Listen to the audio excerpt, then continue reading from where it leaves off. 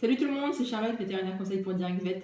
Alors aujourd'hui, je vous retrouve pour un nouveau type de vidéo un petit peu particulier.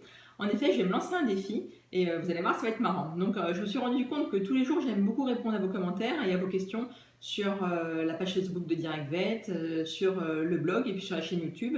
Et je me suis dit, bah tiens, pourquoi cet été ne pas essayer de répondre à une question par jour et y répondre en vidéo. Alors voilà, donc c'est parti. Première question aujourd'hui et puis on va voir si j'arrive à maintenir et à tenir ce défi. Donc la première question est une question de Sabine qui me demande bonjour, ma petite caniche de 7 mois est malade en voiture. Mon vétérinaire m'a donné du Nosivette, mais cela ne change rien. Que faire? Alors déjà Sabine, en fait, effectivement, votre petite caniche à 7 mois, c'est un chiot. Il faut savoir que le mal des transports arrive plus souvent chez les chiots et chez les jeunes chiens, car chez eux, l'oreille interne, à l'origine du mal des transports, n'est pas encore mature. Donc c'est une bonne nouvelle, parce que ça veut dire que ça va pouvoir s'arranger. Après, il y a une deuxième composante dans le mal des transports, c'est aussi souvent une composante de stress. C'est-à-dire que le chien a un petit peu peur, et puis plus il vient dans la voiture, plus il y a du stress, et plus ça va conditionner son mal des transports.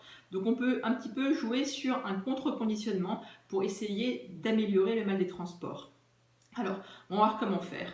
Donc déjà, première chose à faire, éviter de donner à manger et à boire 2 heures avant un trajet. Deuxième chose, essayez de mettre votre chien face à la route. Donc si vous avez un petit harnais ou une petite ceinture de sécurité, positionnez-le face à la route, pareil ici dans une cage. Troisième chose, ouvrez un petit peu les fenêtres pour équilibrer les pressions à l'intérieur et à l'extérieur. Ce sera plus agréable pour les oreilles internes de votre chien. Ensuite, quatrième chose à faire aussi, gardez une température fraîche dans la voiture pour éviter que la chaleur vienne augmenter le stress. Alors les symptômes du mal des transports chez le chien, c'est pas toujours les vomissements, ça peut être aussi un fort allaitement, des petits gémissements, le chien qui va beaucoup bouger, etc., un inconfort. Donc tout ça, ça fait partie du mal des transports et ça vient avant les vomissements. La cerise sur le gâteau. Alors pour faire un contre-conditionnement, comment on va faire? Donc déjà on va essayer de ne plus mettre son chien en voiture, de ne plus l'emmener pour des grands transports pendant 2-3 semaines. La première semaine, on va amener le chien dans la voiture, le féliciter, lui donner des croquettes si ça se passe bien, mais ne pas allumer le moteur, ne rien faire. On reste avec son chien dans la voiture 5-10 minutes, on le laisse se mettre bien à l'aise, etc. Puis quand ça va bien, on le ressort de la voiture, on le félicite. Ça, tous les jours de la semaine.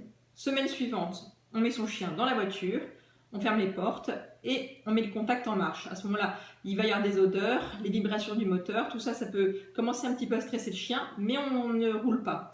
Donc le chien va voir que ça se passe bien, on le félicite, on lui donne 2-3 croquettes, on lui dit que ça va bien, etc. Le chien se calme et quand il est calme, etc., on peut le sortir de la voiture après 5-10 minutes. Et on fait ça encore tous les jours pendant une deuxième semaine. Troisième semaine, à ce moment-là, on peut commencer un petit peu à faire des petits trajets. Donc faites des petits trajets, 5-10 minutes maximum, pour aller chercher le pain, pour aller au parc, à jouer avec votre chien. C'est très important d'associer une récompense après le trajet en voiture. L'erreur, c'est de prendre la voiture que pour aller chez le vétérinaire, parce que forcément, le chien associe ce trajet désagréable à l'arrivée chez le vétérinaire. Donc là, ça ne peut qu'exacerber le mal des transports.